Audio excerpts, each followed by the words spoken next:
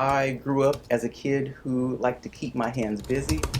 My mom, she encouraged my creativity, and that gave me the confidence to continue to keep my fingers busy creating. Drawing pictures of the people in my family, drawing pictures of the people in my community. Those were African American people.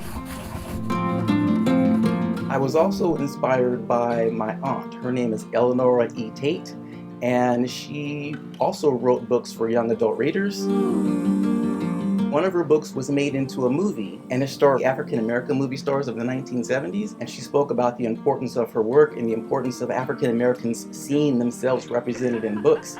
I thought that I too wanted to become a book creator, and so I started into the field of illustrating picture books so that young people could then not only read stories about African American people, but then actually see positive representations of themselves. I want to introduce kids to figures who they're unfamiliar with, little known African Americans. When I was in school, there weren't many picture books that featured people who looked like me. And so when I got into publishing, I wanted to fill that niche.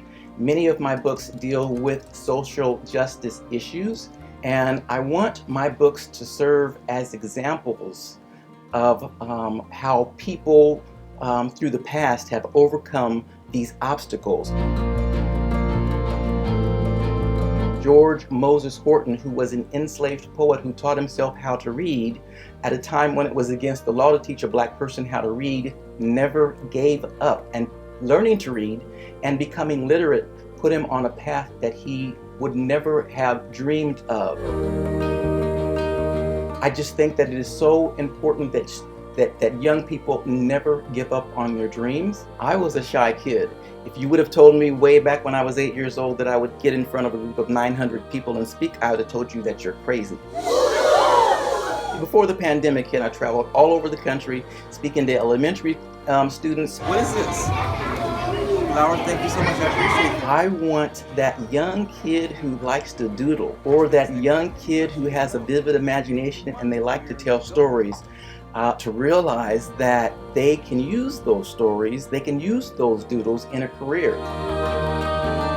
Sometimes I think that it's important for kids to actually be able to see someone who looks like themselves before they can dream in that direction. And I want to serve as a role model to young kids. I am using the talents that I'm born with. I'm using my talents in a positive way. And young doodler, young author, young illustrator, you can do the same thing.